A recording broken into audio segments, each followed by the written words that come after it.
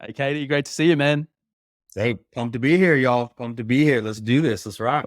Awesome. Let's get into it. Let's share your story, man. Listeners out here may not know as much about you. So take us back to your early years. What got you into tech? And what got you into sales? Man, oh man, bringing it all the way back. What got me into sales is I something that's always been I'll say a strength of mine or something is I'm very keen on pattern recognition, like picking up on patterns of if this changes, then this changes. If this happens, then this happens. And so I was 15 credits short of graduating college and dropped out because I was in a major that I knew I was never going to use. I was working two jobs to pay my way through. I was racking up debt and working all for a major I knew I wasn't going to use. I was like, what am I doing? I need to reset. But I was like, but I need a job. Like I know for a young black male, not having a college degree is not going to open up a lot of doors for me. So what are we going to do? So I'm like looking and I'm researching. And one of the patterns I noticed is there was always sales jobs. No matter what, there were always sales jobs, even if they were commission only. And so I was like, all right, if I could even get halfway decent at this thing called sales, I'll always have a job. It had nothing to do with the upside of sales, had nothing to do with I can make all this money. It was just like, no matter what, if I'm slanging cell phones in the mall, at least I'll always have a job.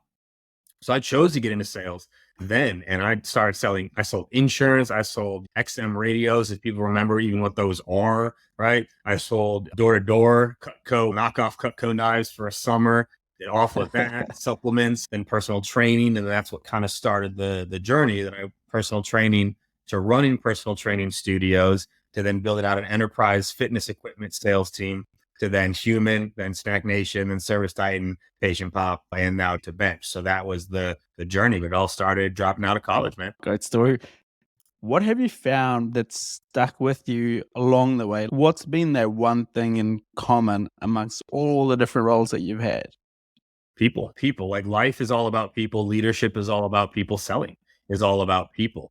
And I look back at my career, and that's been the most consistent thing for me. Because if you look at my career, I've done I think, some pretty decent things in the industry. I've built some really successful sales orgs, and there's been zero industry overlap.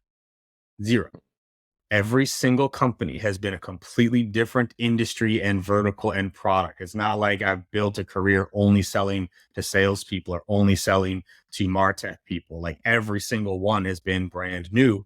And that's because always based everything around people. How do people make decisions? How do people buy things? How do people use their emotions? What are people afraid of? And I learned, I think, a lot of that, funny enough, early on in personal training, because in personal training, it's all about that was really where like why based selling and communication started for me. Is no one wants to lose weight. They don't want to lose weight. There's a reason why they want to lose weight. And if you can find out what that reason why is, that's what you're talking about, right? You're talking about, looking good, walking down the aisle. You're talking about not losing energy, playing with the kids. You're taught like that, like understanding human psychology and what our drivers are has been one of the most consistent things I think in my career that I study. I don't know how zoomed in or zoomed out on hundreds of books behind me, hundreds of books on the phone. Like I study this shit because humans, we are fascinating. We are just simply complex creatures. And I love learning as much as I can about how we tick because that's the most consistent thing we're going to have in our entire life is people. Always, no matter what. And the better we understand them, the better we're going to do. I think we're going to get along really well. Salesperson loves people. It was my jam too, Katie. If you get that part right, you'll be successful in anything you're doing. And it's pretty interesting to meet someone who has what you've done, like build successful sales organizations in completely different verticals every single time. I think that is pretty unique. Most people usually find an area and they're like, I'm really good at this, which means they understand intrinsically the people they're selling to because they spend so many years inside it. So as you think about how you've done some of that, do you have any tips for young salespeople coming out? Like how do they hone in on understanding who they're selling to? Is there like some initial tips or something they should start doing that helps them get into that mindset? For sure. So there are 6 magic golden questions I ask every time I've joined a new industry, right? So I go in and I interview anywhere from 20 to 40 customers. And I ask them these 6 questions and it gives me damn near everything I need in order to now build a successful sales org and playbook. To your point, I'm good at building sales orgs. That's what I'm really good at. I can learn a product. I can learn an industry. To me, those are the easiest things to learn. What a product does, that's simple. Knowing how to build a sales org and bring a product to market, that to me is the challenge. So when I joined, I asked these 6 questions, 20 to 30 customers. And first question is, why did you buy? Why did you buy? Sellers think they know why people buy. They very rarely actually know why someone bought. And I can tell you right now, the answers customer gives there sound so different than what's on the website and so different than what's in the most decks and everything else. Like, why did you buy? Right? You're going to hear some very real answers to that question. So first question, why did you buy? Second question, what were you afraid of the most before buying? What were you afraid of the most before buying? This is where I'm learning the unspoken objections, right? Where prospects don't tell you everything that they're afraid of, right? Especially in the process of it after they buy it. So what were you afraid of before buying? And that's where you hear things like, honestly, I thought onboarding was going to be too heavy, or I didn't think my team was actually going to adopt it. I was worried about it was going to shut down or whatever else. So you get to learn those unspoken objections. Next question. What's your favorite thing about the product? Right? What's your favorite thing about the product? This is where I'm learning what sort of language should I be using, especially in my outbound messaging, to try to pull some hooks in, right? Of what's your favorite part of the product?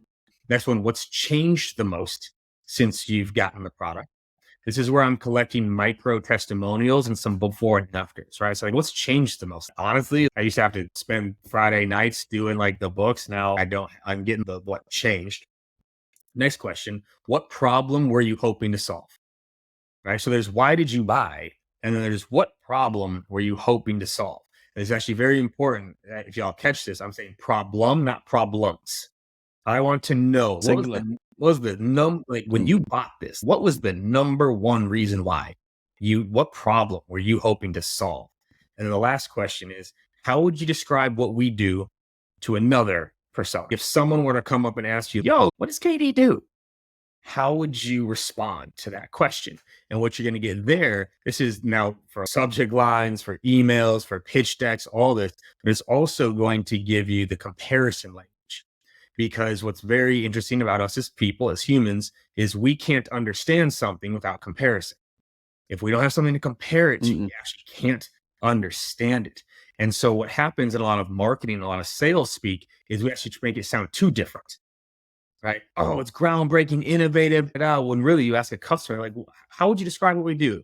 Almost always, it'll sound something like this. It's a lot like blank, but blank. It's actually a lot like Salesforce, but really tailored to medical. Right? So I always use this as an example because when I joined Patient Pop 5 years ago now, in all of our outbound messaging, a lot of our decks, our scripting, even on our website, said all-in-one practice growth platform. How many doctors do you think have ever uttered the words all-in-one practice growth? You're right. 0. And so what do you do? Oh, we're an all-in-one practice growth platform. What is that? Yeah, sorry, not. You want that comparison language. So you go ask those 6 questions to 30, 40 customers. You are going to pick up on the patterns. You now have your value prop, your unspoken objections, the key problems people are trying to solve, micro testimonials or part of the product to make sure you're highlighting in that comparison language. I can learn damn near everything I need to about an industry in about 30 to 40 days by going through those interviews in terms of what matters. Yes, there's plenty more to go learn, but if I need to learn how to sell something, I got 34 of those, I will already be in the top echelon as a seller. So reps, you can do that too. It's not just for a leader to do. Go talk to your customers, go to CS, go start calling them. I got in trouble at my last company. I just started calling customers. I didn't ask permission. They're calling. You can't do that. You could cause churn. If me calling them causes churn, I'm going to tell you right now, they were going to churn.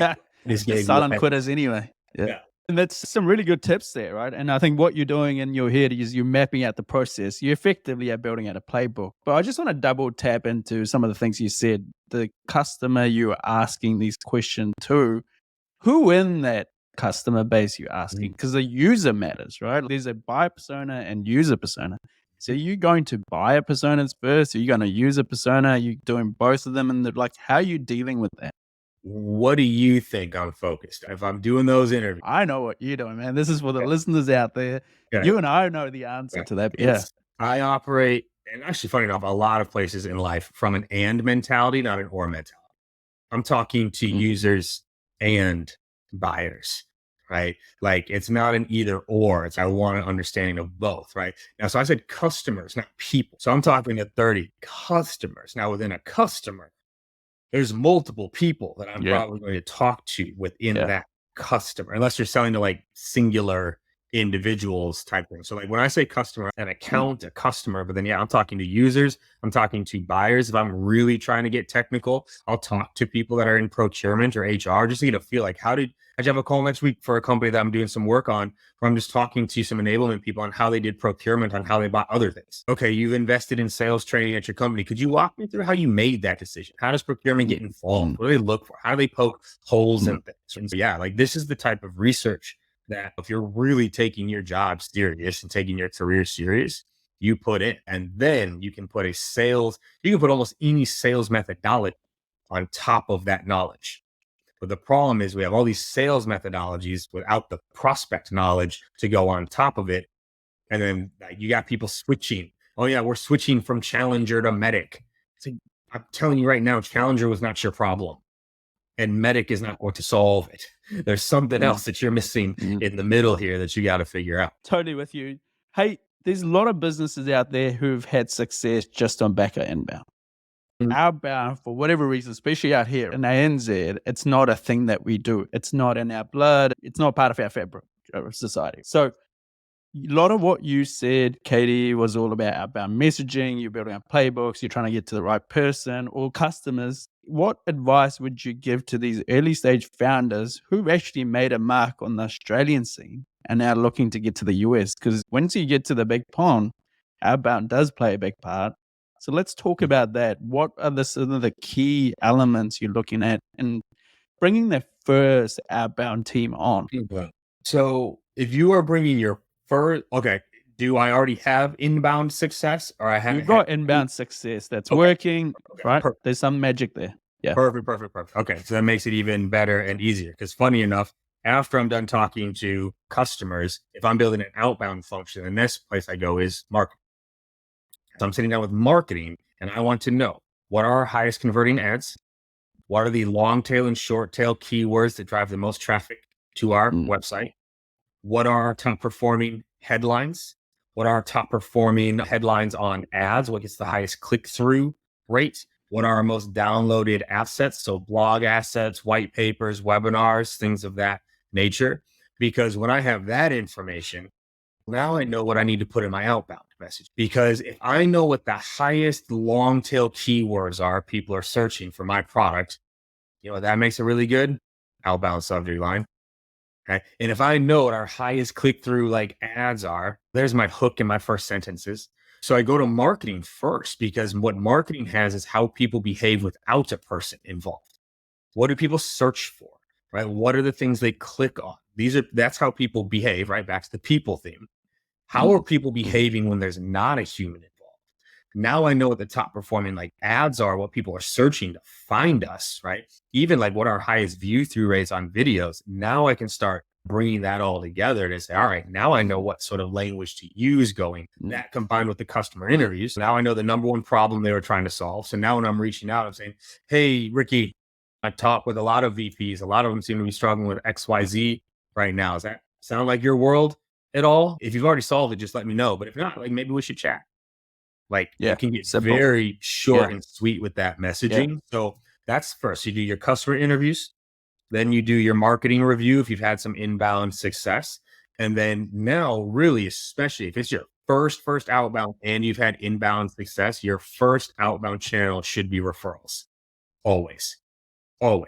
Right? If you can't get your customer base to make introductions for you, and if those don't book, I can tell you right now, outbound is not going to go very well. So you start outbound through referrals. Who do your customers know? So many customers are willing to make introductions, especially if you're trying to go across the pond. And this goes either direction, right?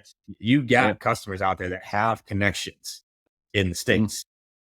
Get those first early introductions going, right? To start having more conversations into it. So you go referrals and now you go outbound, right? And depending on the market you're going into, right? All of your messaging needs to be problem centric. All of your messaging needs to be based off the persona and ideally the vertical, right? Don't be sending the same emails to a VP as you would a CFO. Like they have different problems, they have different things that they're trying to solve, but you need to know which channels will work best for your industry, right? If you are calling into like sales and MarTech, they have a higher pickup rate than if you're calling into engineering and finance. So knowing that is important, right? If you're going into marketing, they're more able and more often willing to click on a link or watch a video. You send that into cybersecurity, they're like, why would you send a video to someone that works in cybersecurity? I'm not going to watch that, right? So like you need to find your channels, but just like we were saying before, it's an and mentality. Call and email and social and video and direct mail, like whatever it's going to take to get there.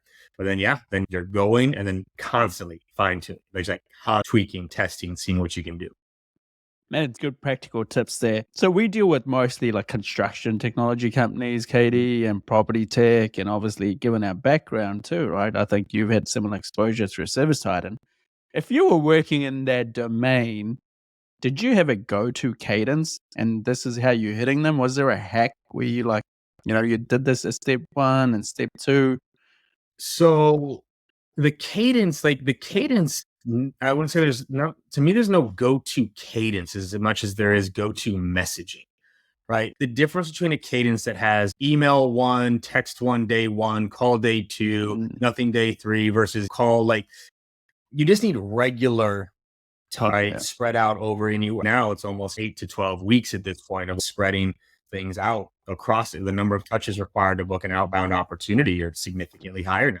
Response rates are lower, connect rates are lower, like all that is the reality. So you need to stay in front of them, but you need to stay in front of them creatively. This is where a lot of cadences go wrong. Is step 1, maybe people personalize, not always, but maybe people personalize step 1. The rest of the steps look like what, y'all? Like personalized step 1. What's the rest of the steps? Generic automated emails. Like I say this to my team. I say this to companies I work with all the time. If it were that easy, I wouldn't need salespeople. If all it took to book outbound meetings was sending templated emails, I wouldn't need salespeople. We are there to insert that creativity and that knowledge and the insights into the emails. So it's staying in front of them consistently. But also too, funny enough, in construction, by the way, so I consulted a company that out of Australia that sold to construction. And one of the things they actually found a lot of success with was humor. So we were pulling up memes and shit of like construction, especially like with OSHA. And dude, we were having a blast with some of that stuff. And what was great with a lot of the construction companies is they're easy to find information on, right? Whether it's new projects that they've launched, just projects that they've finished, right? How long it took. It's actually easy to gather information on these things and allows you to use better messaging in, right? Oh, I saw your most recent build. It looks like it took about 2.5 years to do. That's amazing, right?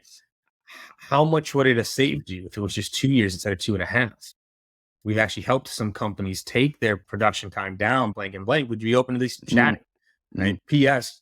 This is the customer. You could reach out to them if you want to. So like that type of the messaging matters more than the cadence frequency, so to speak. It just needs to be built out to stay in front of them over time. And then just varying your type of messaging, right? A value-added messaging, a short, sweet type messaging, humor messaging. Like you're just trying to find what those different patterns can be because each person responds to something different. For every 5 people that responded back to one of the humor-based emails with like, all right, you got me. That was pretty funny. There's always one was like, this is unprofessional. And it's like, good. Because if that's your response to just a meme about how funny it can be waiting for a job to be approved and there's 10 people standing around to sign a clipboard, probably weren't going to buy from us anyway. I don't even want to deal with that. So those are the things that I think most people don't do is they don't understand like where you can insert humor. You are still reaching out to people. People always forget this. Personas do not exist. The sales industry made up personas. Personas don't exist. You are not emailing a persona. You are emailing a person. They may have a title. Mhm. They are still a person. People like to laugh. People like to be informed of things that they didn't know. People like to get value for free.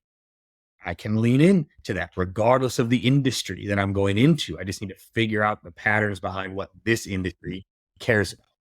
Yeah. It's a crowded space now. I think everyone's email inbox is filled with 50 generics, outbounded messages, and all of them have your name on it now, and probably one throwaway line of some crap that they pulled up from somewhere and whacked in.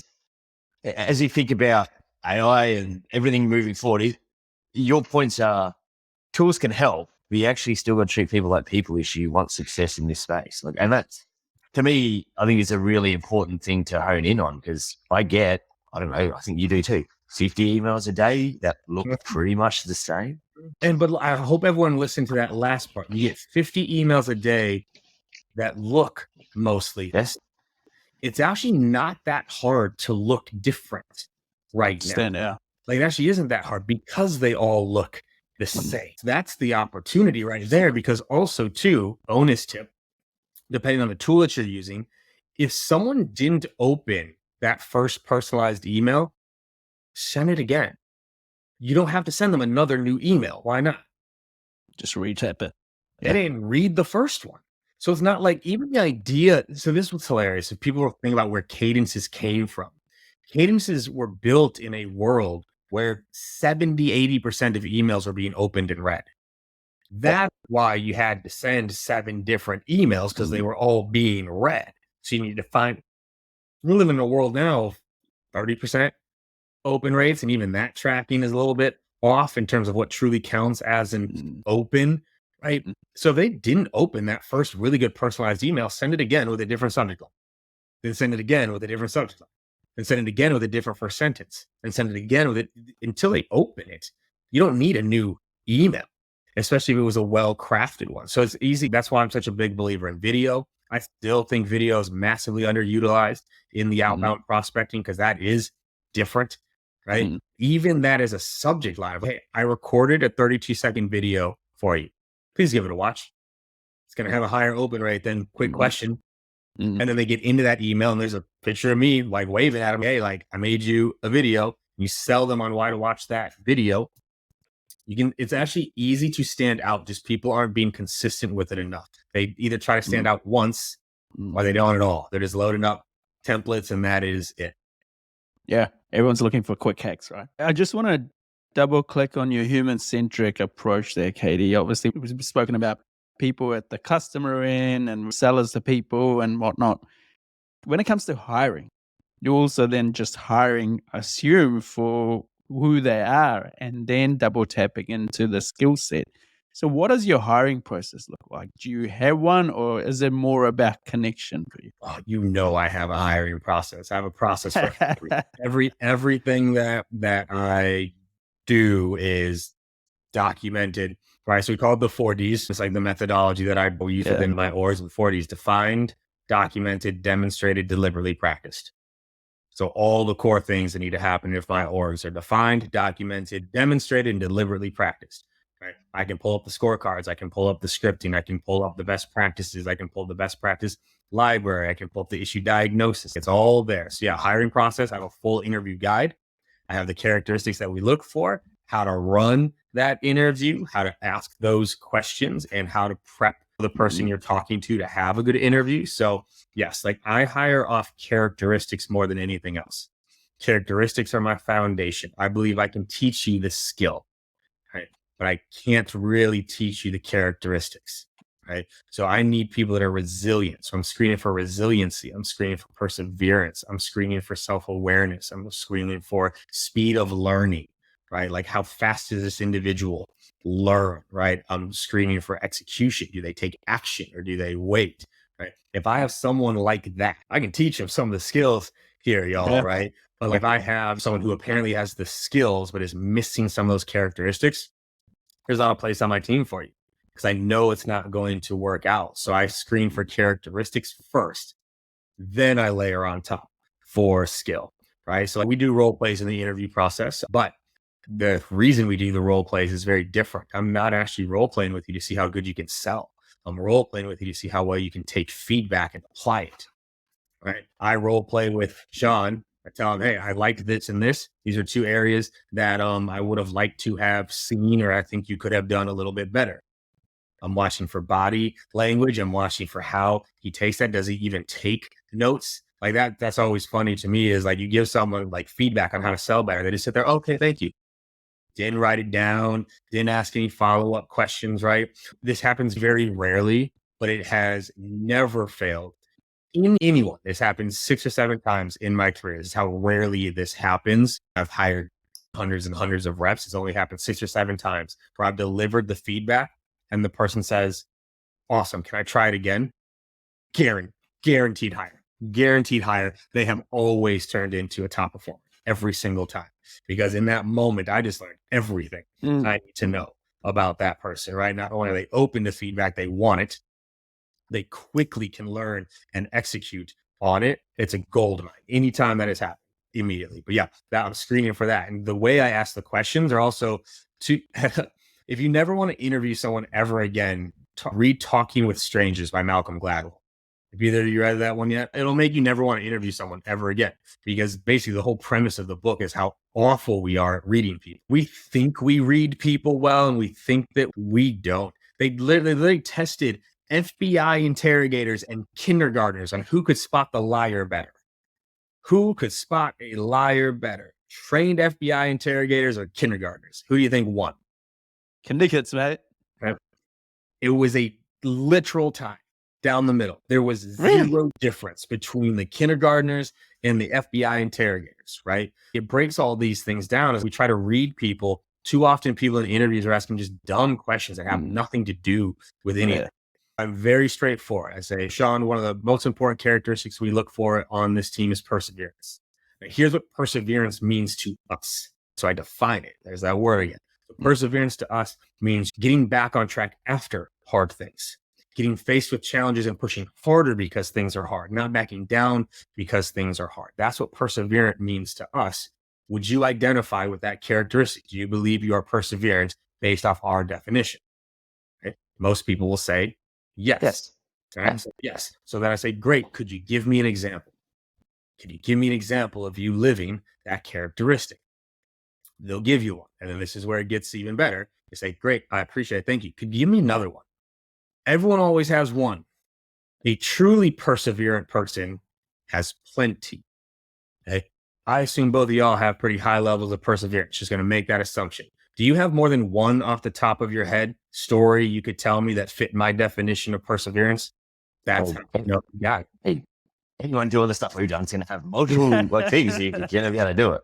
How long have you got? I'm looking for, that's the point though. That's the difference between someone who is perseverant and someone who's pretending, is I'm looking for a history of the characteristic I'm looking for. I don't ask hypotheticals. I don't ask, what would you do questions. I ask you, what have you done that shows this? You give me one, great. Can you give me another one? To your point, Rick, you're like, how long you got? I could give you 30 stories. That person's perseverant. The person only had one example. I say, great, give me another one. They go, I'll have to come back to you. You know, in high school, so have a whole process for it. We know what we're looking for. We define it. We tell them. We ask them for examples. We ask for multiple examples, and we grade them based off their answers. Yeah, cheat codes for that. I got 3 kids. I love that, man. You've got your hiring process buttoned down. So if I'm an early stage CEO, I'm getting all these tips off you. I've got my outbound working, inbounds in motion. I've got my team up to speed. A lot of them still, what I find is they love to show off the product and the features. That's all they do when it comes to demo. They just love feature dumping. Like, it's useless. But I can't get them off the hook because that's what they think works for them. They've hit their quota 2 quarters in a row. Obviously, quota attainment is an issue because the quota is perhaps too low. But to your point, how do I turn that team into actual sellers where they're actually delivering value? Yes, they're getting the runs on the board because it's just a machine that's just been there, right? Like it's growing at a rate, which I'm okay with, but that's not where I want to be. If I stepped into a situation like that, either as a consultant or as the leader, really I'm sitting down and asking, do we have a reason to change? right? People don't change when things are okay. They don't. They don't have a reason to, right? And if as a company you're growing and growing well, if as a team you are performing and performing well, even though you can get better, that's not a fight I'm going to fight. It's, hey, things are one of the questions I ask my team, my leadership team all the time. IW, at least once a week, if not once a day. IW, is it working? God, yeah, they're just feature dumping. Yeah, that sucks. Is it working? If it's working, that's not the fight I'm going to fight yet, right? I need to find what's actually broken. But now if I'm going like, all right, yeah, no, it's not working. But this is the important part is if I'm sitting down with a rep who is hitting their quota, doing what they are doing, is going to be a very challenging conversation to be like, here's why you need to change what you're doing. Because that's scary to do. Wait, this is getting me the results that I want. So what I will work on with that individual or with that team is really trying to break down the upside of getting better, right? Because I will do it if I've used all other tools in my tool belt, but I don't believe in just artificially increasing a quota to force people to get better.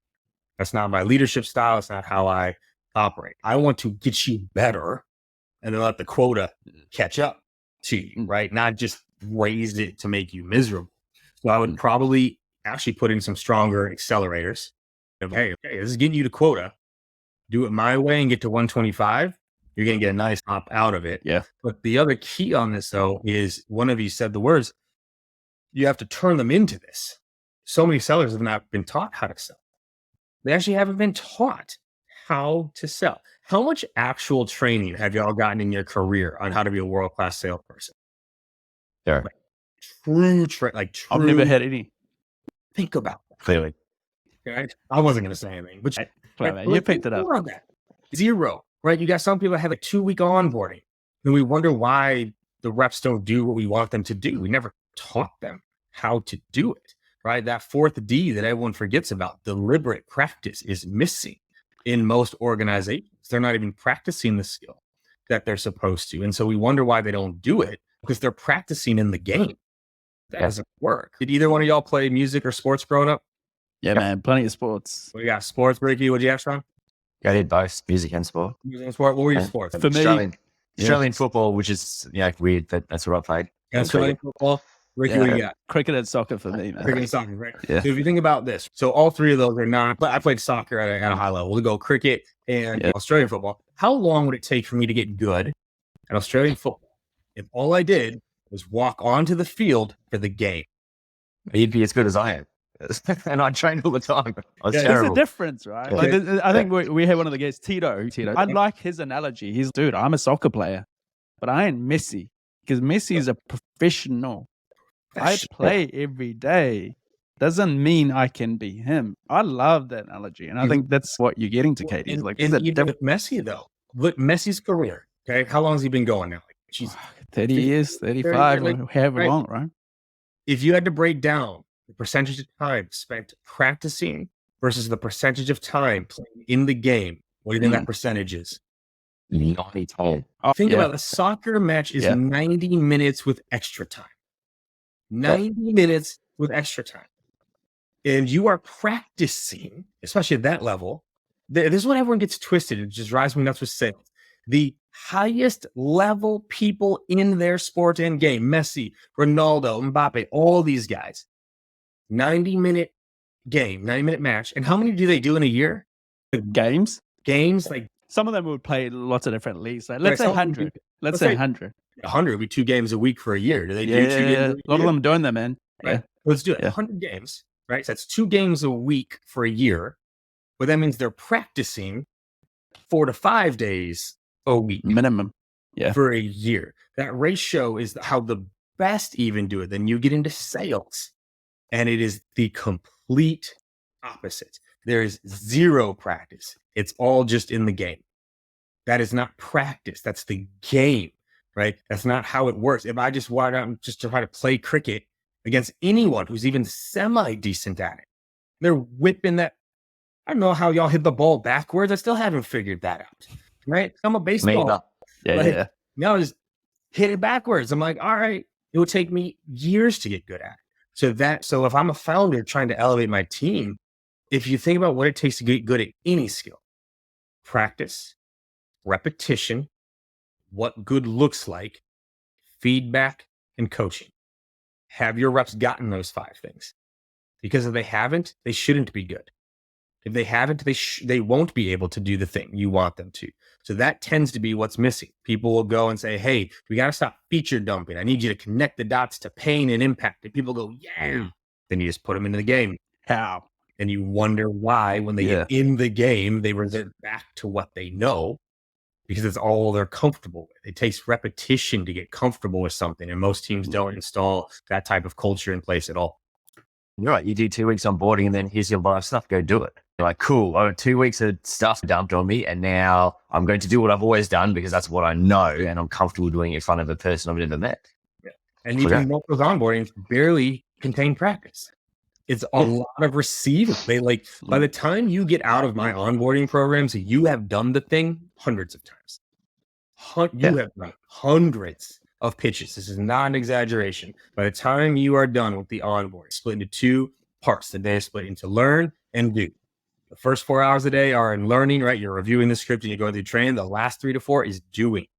And it's the end of the day for a reason. I want you fatigued when you're practicing, because it's going to require you to focus, but you are practicing and chunking down the script and the pitch over and over again. By the time you leave that onboarding, you're like, I want my people hungry. I talked about this with my enablement team.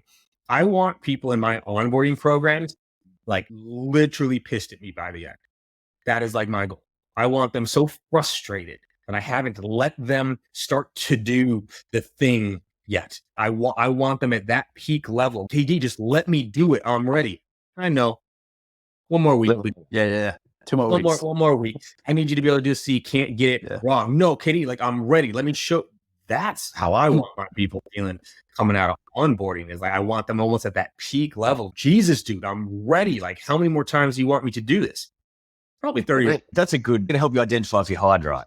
There's the people who are happy to just sit there and because they're getting paid anyway, so they just roll along. They're not what you're looking for long term, right? Because I also know if you are not ready by the end of this onboarding, I learned everything I needed to learn, because you did just get 6 weeks of coaching and training, and you did get time, repetition, coaching and feedback, and you did have what good looked like, and you did get a whole lot of support. And after 6 weeks, you're still not passing the certification to get on the phones. You don't need to waste another 4 months going, hey, I've tried, it's not working, right? This is not working, right? This is not working. You got one more shot at this, right? So that's how I run the onboarding. That's how you instill this. And it doesn't matter if these are new people or vets, right? I always think it's hilarious when get the old school salespeople or the enterprise salespeople are well, I don't have to practice. Oh, because the bigger deals are easier? That makes sense. Yeah. The $9 million deal with 10 decision makers, multi-threaded across. Yeah. You probably just happens. You don't have to practice for those. Nah, those are anybody should be honing that craft.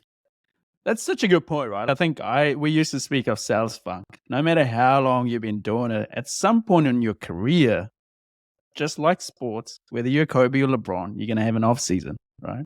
Or off game or 5 games stretch, right? So I know a lot of reps listening to this probably going, but man, I've been an elite seller for 10 years.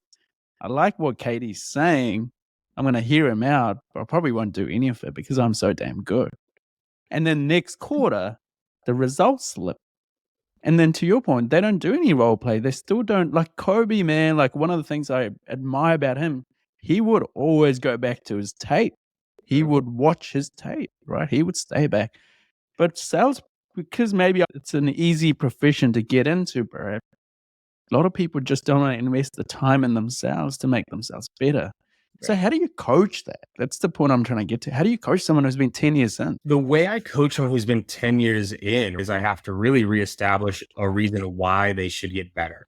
Because if they don't, I can't remember who said it. So eventually I'll get to start taking credit for the quote. But it said, the number one reason why people don't accomplish their goals is they don't have a reason why to accomplish their goals.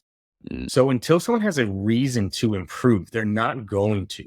As human beings, we are innately lazy. We are innately energy conservationist. We try to conserve energy.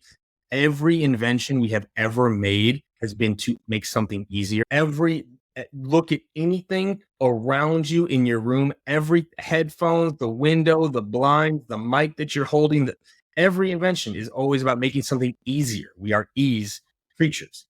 And so once someone is in a pattern of doing something, it's hard to break them out of it unless they have a reason why. So I would sit down with that individual first and see if we can't establish some exciting goals for them. What would get them fired up? It's like, hey, you've been at like 85% the quota for a couple years now. So it's not like fireable, but it's not like there where it's like, if I sit down with you and go, look, set some goals here. Like, what would fire you up? What's something you've always wanted to do or something you've always wanted to buy? Do you have anything big coming up? Or I was like, yeah, I'd love to retire my mom. I'd love to retire my mom. So I don't have to work. I was like, okay, how much would you need to make to do that? If I was making an extra 4 or 5K a month, then I probably could. It's like, could we work on a plan on how to get there? We work on a plan on how to get there, right? Now the improvement is not about improving. The improvement is how can I help you retire? It's achieving something. Yeah. Motivation. You got to find something there's to give them a reason. Now you can artificially move up quotas if you have to. It's not my favorite technique, but eventually I will. If you aren't willing to play the internal game, then I'll play the external game. That's not what I want to do, but I will give you all the shots beforehand. And then it's a regular cadence of it too. Too often we treat coaching as like a one-time, like, all right, we did it. No, let's set up that cadence. Let's get that rolling. Let's make sure we have the positive recognition coming into it, but you got to show people what's possible and ideally find a reason why for them to do it. Because until they have a reason why, they won't. I have fought this fight my entire career, right? I've led probably close to 1,000 reps now in my career. And it is rare to take someone who has no reason, no motivation to change and get them to change. And then those are the people that I watch just jump around most of their career. And they're just a consistent 70, 80%er. That's just who they are. And that's it. That's how I would approach it. I try to find the goals, try to find something that would excite them, would get them going, attach the coaching to that. All right, to make 5Gs more, okay, we got to be at like 150% of our goal. You're at 85. That means we got to double. What in these metrics do we think we can double? We could double your activity. We could double your number of opportunities. We could double your close rate. We could double your deal size. Let's pick where do we think we have our 2x lever? Your close rate's 17%. We've got people on the team that are 40. Could we work on close rate together? Because if we get your close rate to 40%, like the other people on the team, you're 2xing or over 2xing your close rate, which is going to 2x your revenue, which is going to get you to that 150 we're talking about. Can we work on a plan? We've talked a lot about rep stuff for the last 20 minutes. Without saying it, you've talked about how to actually lead teams. And I think if I look back at a lot of stuff, where I see a lot of people go wrongs is they treat leadership as numbers. And so your middle managers are number generators. They go, we have to hit X number. We're at this number. And I can go and report to Ricky, my boss, and go, hey, we're at this number. We're doing this. And we're making phone calls and our guys are going out. Leadership in management roles is about doing what you're talking about. Understanding the individual people who report to you, being able to incentivize them through what do you want to achieve? Because if you're a CRO and you have 2,000 reps, you cannot know every single one and do their motivations. Why you have layers of management. Otherwise, you don't need it. It's just numbers. You don't need it. Computers do that, right? When you think about building your leadership organization, what are you looking for in someone to become a leader? Because I've always had the argument like the best performing rep might not be the best leader as you're building up your team, because I think they're different things. What do you look for when you're looking for people to lead organizations with you to get that people who give a crap about the people and can do the things you're talking about, the coaching, the personal achievement components? So this is where it gets fun, right? Top performing rep may not be the best manager, but at the same time, how much training do managers get? Very little. Okay. They get even less than reps do, right? So there's a lot of top performing reps that made bad managers because they were supposed to be a bad manager. Yeah, They were set up to fail. They were never taught how to do it. So the things that I've been describing for a manager to do their reps, what do you think I do for my managers? Everything that I'm talking about, managers should be practicing with their reps. Guess who I practice with? Yeah. Right? Reps go through onboarding. My managers go through onboarding. I have a full 12-hour sales leadership curriculum mapped out, pre-recorded. I was leading a sales leadership training today for and I have layers, and I still lead that training to the just this morning for all of my team leads, managers, and directors, right? Letter training for them. So it's built into the leadership cadence as well on coaching the leaders how to be good, because again, they're never taught.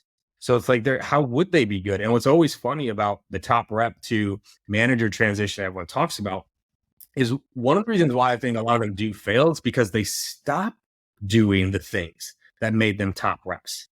Stop selling. They stop selling. And it's, well, you have to think what you're selling now.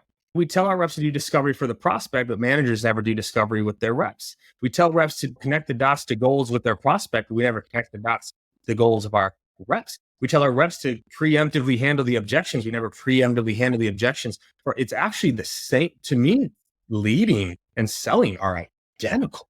It's just what you're selling now is different. Now I need to sell development. I need to sell this new process. I need to sell how I want this demo to be. And what does that take? Discovery, objection handling, selling the dream, connecting the dots, closing, follow-up, proposals, outreach. It's the same, right? It's actually that they stop doing it, right? So I coach my managers on this. I train them on this, and then I hold them to it, because also my definition of a manager and leader is very straightforward. You can ping them. And I always tell people, you can do it.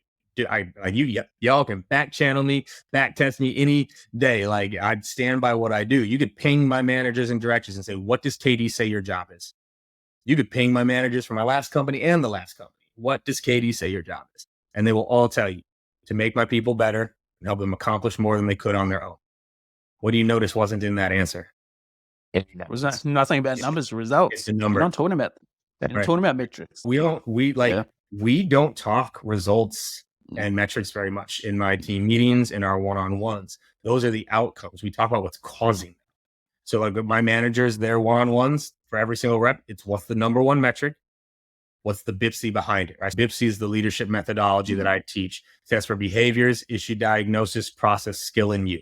That's BIPC. If someone's low in close rate, for example, what's the BIPC? What are their behaviors? What's the issue diagnosis? What do we believe is causing that low close rate?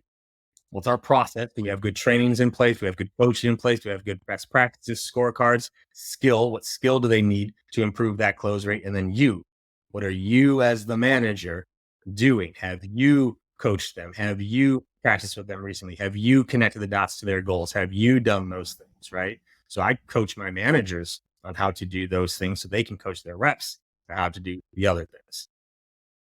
Love it, Matt. I'm going to just ask you one more question, then we can move to quick fire round. Everyone beats this up, saying sales is a team sport. But often, most organizations only celebrate the output, as you just described before. They really only care about the result. How do you go about celebrating success for your team? So one of the virtues at my last org, and now even at this org, was celebrate the process. So I'm heavy on positive recognition. Positive recognition is more powerful for behavior change than negative constructive criticism is. So I look for opportunities to share and, hey, I love this. And we really, again, when it's BIPC, that has nothing to do with the result. We recognize the behaviors. We recognize the skill development, right? We recognize the individual. So we build it. We do a lot of shout out for stuff that have nothing to do with closing the deal or not. Hey, everyone, listen to this call from Isaac. The way he handled the price objection was spot on. Doesn't matter if the deal closed or not. The way he handled that objection was spot on. I want everybody to hear it. So we do a lot of recognition around doing the right things, right? I am maniacal around behaviors and skills because that's everything. Nice. That's what's going to lead to the number. So we spend way more time focused there than just, hey, like we hit the number. I have the number, whatever. Are we getting better? Are we getting worse? We flatlining? Like, where are we at right now? That's what we focus on. And that's where we try to give a lot of recognition. Love it, man. Let's move to a quick fire round. These are easy. We ask the guests same question that pop on the show. Spit out the first thing that comes to your mind. Favorite sports team? Favorite sports team? Yeah. Dodgers. I think it's the first baseball team. Yeah, that's first. Yeah. First baseball? I think so. I think so. Favorite music genre? I'll have to say early 90s, late 80s hip hop. Probably my favorite, but I'm a classical guitar guy, Spanish guitar, jazz. Like that's what fills the air mostly in the house. But I'm sitting down to feel a little something. Nice. That's another one for hip hop. Yeah, the So standard's the same as salesperson answer. Yeah. Man, 90s hip 90s hop. hip hop, how do you not like it? There's nobody on this planet that would disagree with it. Somebody's had a Favorite little sales movie. club. Little sales club. It's part of your onboarding. Every salesperson. Hey, you've got to like this hip hop. So we hyped them up, man, before and after. Favorite movie of all time? Do you have one, Katie? Coming to America. Yeah, that's classic, man. No, I love I can't that even too. watch the second one. I refuse. I can't even watch it. The first I one. haven't either. Yeah, first one is just one of my favorite movies. Yeah. Growing up, I can't even watch the second one. Nice. Favorite place to visit, or a place that you haven't been to yet that's on your list? Ooh. Favorite place to visit. I love northern Spain. So like San Sebastian area, love that area. It's probably one of my favorite places to visit. And then like Costa Rica. So I'm a place now in Costa Rica. That was a goal for 5 years, worked towards it, made that happen this year. So Costa Rica is is like a second home at this point, but like to visit, like just go, oh, I love Basque Country, Spain. Just love it. Nice. And this is the main one, man. This is what we designed the podcast for, really, is peanut butter. How do you like yours? Crunchy or smooth? Smooth. It's not butter. It's not butter. It's chunky. What are we talking about? Smooth. That's a weird answer. That's right. What other butter is chunky? Get out of here, this nonsense. Right? It's like butter is smooth. That's what makes it smooth as butter brown. Get out of here. There's no If this one butter, get butter. If you've got peanuts, you got to have something to crunch on. Otherwise, what's the point? No, if you want butter, you make it smooth. If you want to eat peanuts, go eat them. Don't call it butter. Don't rip up the bread with that nonsense. Get out of here. Love it. Oh, man. Thank you for coming on the show, Katie. It's been fun, man. Thanks for sharing all your insights. Awesome. Thanks for having me, y'all.